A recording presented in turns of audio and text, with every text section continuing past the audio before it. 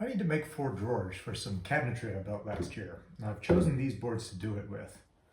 This is a piece of red oak. It's about 8 inches wide and an inch thick by 10 feet long. This is going to make up the faces of my drawers. These two are basswood or linden.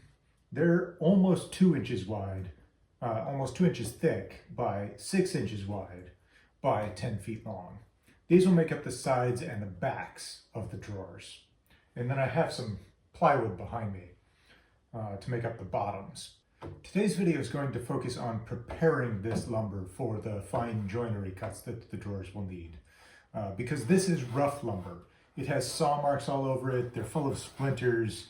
These faces are not necessarily flat, the edges are not necessarily square. So I'm going to be jointing and planing these to thickness. These two I'm also going to be resawing. So I'm not going to use 2-inch thick sides and backs. I'm going to use 1/2 inch thick sides and backs. So I'll be slicing these into thinner pieces and cleaning up those saw marks as well. So stick around and I'll show you that process.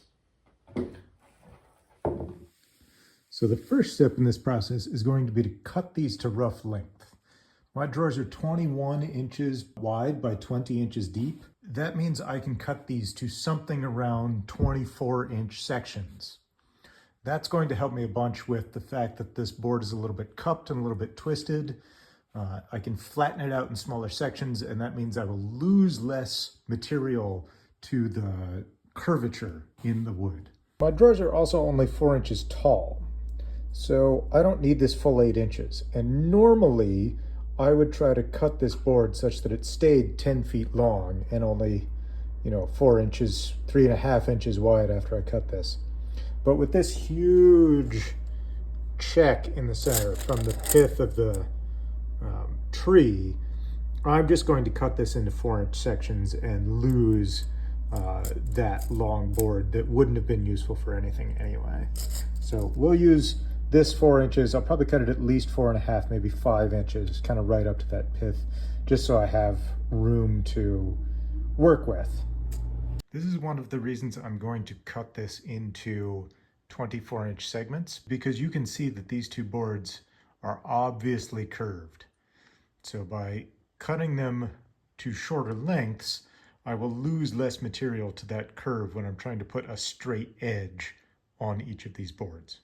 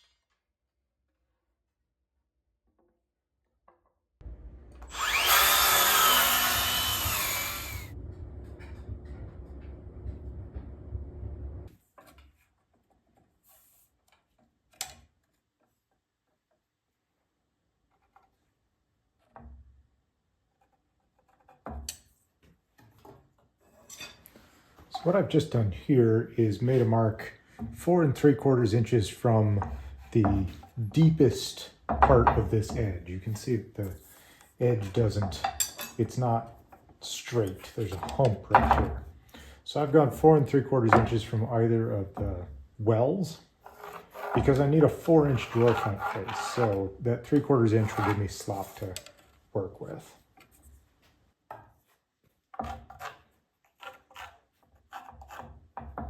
You can also see how badly this board is cupped right around the pith here. If I put a straight edge up against it, you can see there's just a huge gap there. So our mark right here, I'm going to drop us to there. If I set the ruler there, you can see that we basically end up flush along this edge. So we'll get rid of this chunk, and that means we'll almost already be flat before we start jointing. So I'm going to make this cut over here on the bandsaw. And that's because this edge isn't straight. So I wouldn't be able to push this through the table saw safely because this would bind against the table saw blade as this edge moved this around. In fact, I'm not even going to use the bandsaw fence because I would have some of the same problem, though less of the danger of kickback. So I'm just going to freehand this cut, and that's part of the reason I gave myself 3/4 of an inch more than what I need, so that if I veer off of this line a little bit, it doesn't cause any problems. I could have jointed this edge instead and then sent it through the table saw, but this is my jointer. You might be able to see right here, it says 6 1/8 of an inch. And that's kind of a problem because this board is 8 inches wide, so it's not going to fit on there. Even if I move the fence all the way back, we'll still be missing quite a bit. You might also note that I have marked this on the other side than you saw me mark it earlier. This was the side I marked before, and I showed you that the underside had this bow in it. So I've put the mark over here on this side such that I can keep this edge that I'm going to keep flat on the table of the bandsaw and have this part curling up. So I'll get a cut here that is closer to perpendicular to the faces of this board.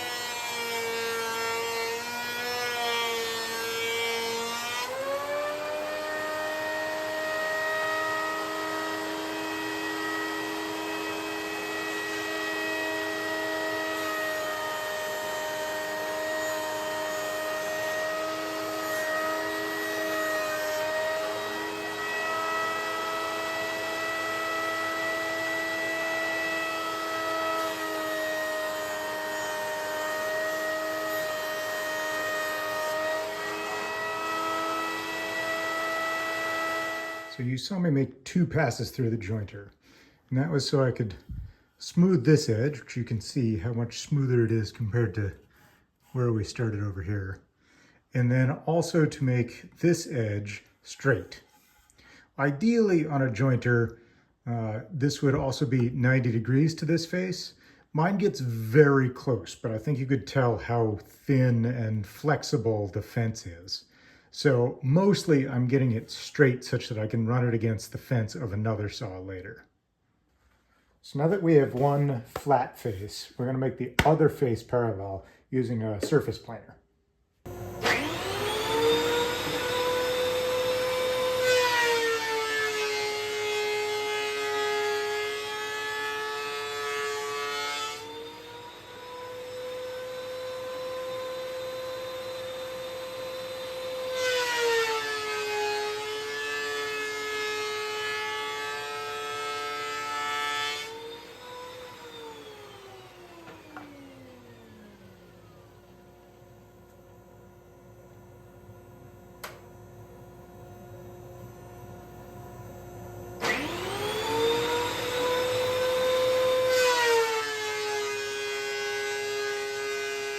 Alright, so that's the oak set until I am going to rip it down to clean up this other side and get it to the height of the drawer.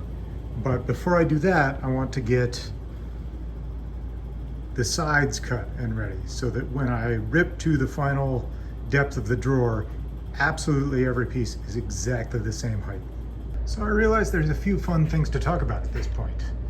Number one is how much thickness you lose by surfacing a board. This is where we started. It's about 1 inch thick. And this is where I ended at just over 3/4 of an inch thick. We would have gotten even more loss if we had included that cup. But that's the second thing I want to show, which is if you've heard about plain sawn and quarter sawn boards, it has to do with the direction that the rings are running through the board. So when you're talking about a quarter sawn board, the cut has been made perpendicular to the rings.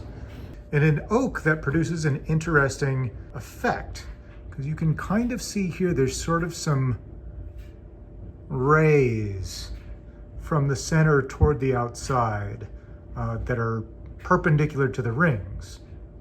Well, when you cut across those, they produce sort of a tiger stripe along there.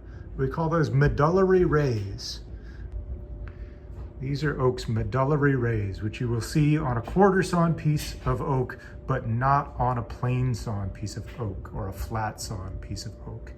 This over here is what you might, if you can look through the rough sawn feature, you can see these sort of arches, cathedrals we sometimes call them.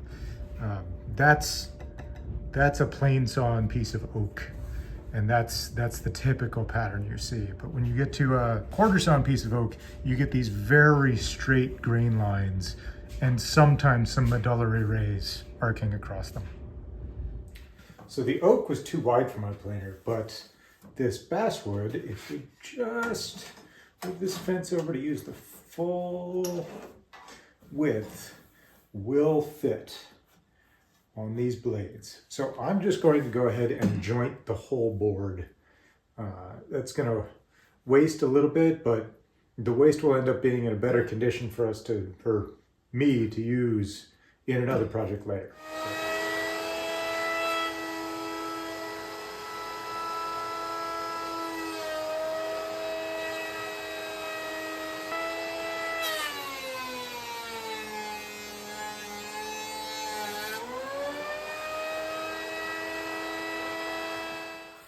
All right, so we have one side mostly flat enough. We're going to plane the other side so that the two faces are parallel. And that's going to give me a second face to reference against when I am resawing. I'm going to mar up the interfaces with the saw again, but I need a face to put on the planer bed to make sure that the interface can get smoothed out correctly. Okay, so after planing, we have a smooth face on this side and a smooth face on this side. But unlike the oak, which is sitting back there, I did not joint the edges. These are still rough. And I skipped jointing on these pieces because I knew I needed a very 90-degree angle out here in order to be able to resaw correctly. Because when I resaw, I'm going to have this standing on its edge. So I want this face to be perpendicular to the table so that the saw is cutting parallel to this face and I'm losing as little material as possible. So instead of using my jointer, which has that flimsy fence that means that I get mostly 90 but not quite, I'm actually going to use the table saw. And I said before that I wasn't going to use the table saw to rip the oak to width because it had kind of a wavy edge and that would cause it to bind against this saw and stuff. So what I'm going to do instead is use a straight edge. So what I've done is I've attached this straight edge to the edge of this basswood, and it is overhanging the basswood just a little bit. So when I set it down and bring my fence over, is my fence unlocked? Here, my fence is unlocked. When I bring my fence over to it, the only thing contacting the fence is that straight edge. You can see through there. If I can get it to focus down there. So no part of that board is touching the fence. Only the very straight edge of the straight edge is touching the fence. So this is on here securely. It has clamps on the bottom. That's what that lever is, and that's what that foot is. And since the two ends are almost parallel to each other, it's able to make a good clamp. So I'm going to set this against here. I'll bring this over and I'll line this up such that my table saw blade is going to take just a little bit off, less than that, but one-handed. This is how I'm gonna have to do it. My table saw blade will take just a shave off of that end, and we'll make that edge exactly perpendicular to these faces.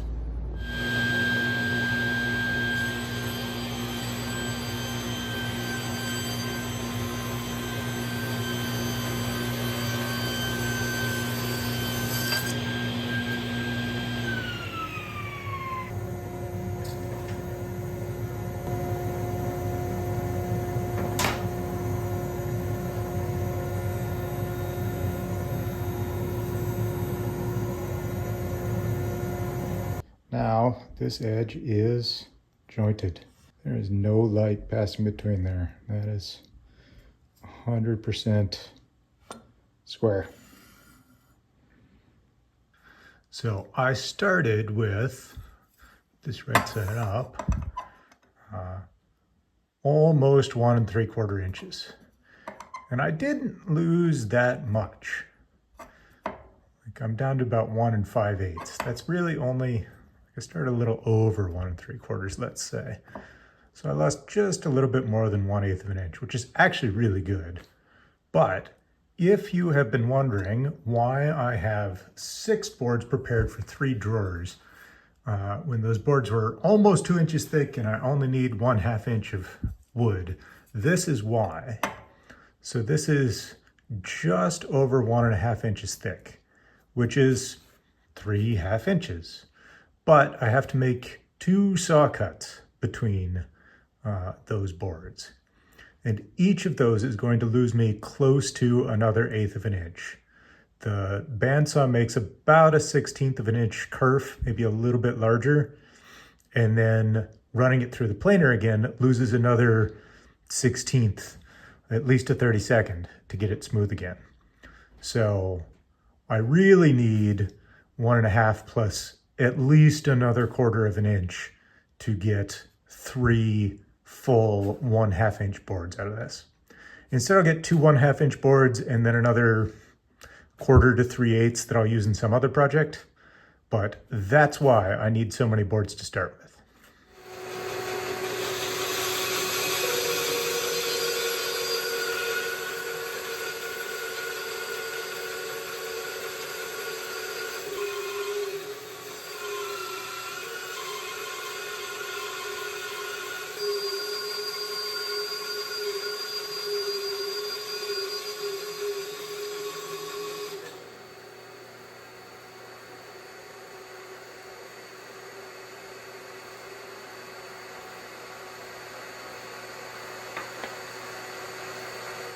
Okay, so that's the first 6 boards. I've actually cut them closer to 5/8 of an inch, just so I have plenty of material to move and remove to make them smooth. And then these are the offcuts. And for this project, if I weren't concerned about saving the rest of the wood, I could just flip these around and saw off the other side as well. But as you can see, just like when you use rough wood, the inside of these boards have saw marks that I have to smooth out. And I have to do that on these as well. If I were to just cut off this other side, like this is smooth, I could make a cut and make 6 more boards just like this with 1 rough side. The center, the leftover, would have 2 rough sides. And this is much less rough than the lumber mill left it, but it's a little rough to just put straight through the planer. So what I'm gonna do is plane up these sides so that I have a second parallel smooth surface again, and then cut off from this side as well. And that will mean that my leftover still has 1 smooth face that I can reference off of when I'm going to smooth the cut face to use in some other project. So back to the planer, and I'll get these smoothed out and then we can slice off the second drawer piece from each of them.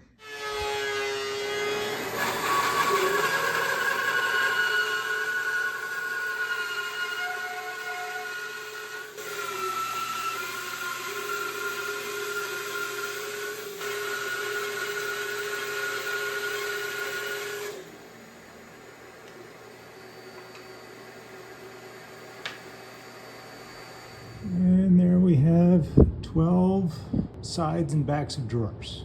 4 backs, 8 sides. They're each currently about 5/8 of an inch thick. I'm going to run them through the planer because this top side is still rough. That'll bring them down to 1/2. And then I have all of these offcuts that are actually they're a little over 1/4 inch themselves. About 3/8 actually. So I will probably leave those rough for now and plane them up when I need them. But like I said, I left that one smooth face so I can plane the rough face easily later. All right, we are fresh out of the planer. And just to show you a few things, I planed down to exactly 1/2 inch. That'll be perfect for me. And then I did end up with a couple of boards that have this little hollow here that didn't quite get planed before I reached my final thickness. This is mostly going to be down to poor technique. I pushed this board a little too fast through my saw, and my saw had, it's a blade that I've been using for a while, and I got with the saw. So it's a little dull, and when you try to feed too fast, it will move itself off course. So it'll start cutting with a bow instead of just straight through. So that's my fault, but this is shop furniture, so this won't bother me at all. The other thing I wanted to show you was that people talk about basswood being just a very boring grain. You can see this on camera, and I think that's partly the camera enhancing the colors, but it's actually in person kind of hard to see this grain at all. But then you get pieces like this, which are just gorgeous and almost maple-like in their ray flake texture. So you just got to see what's inside the wood after you cut it sometimes. Okay, now I am ready. My stock is prepped to make drawers. So I've got 4 fronts. These are 3/4 inch oak. I've got 4 backs. These are 1/2 inch basswood, and 8 sides, also 1/2 inch basswood. And this is what we call S3S, or surface 3 sides. So you can see we've got smooth side, smooth edge. And then I left this edge rough because I'm not going to use this full width. I'll be cutting it down somewhere about there. So no use in wasting a surfacer blade on making that smooth. I'll just run it through the table saw to rip it to width. And that's what I did on all these. They all have 3 smooth sides and that one rough edge left that I will just rip off. So come back for the next video when I will actually make drawers, but this is how I prep raw stock to make furniture.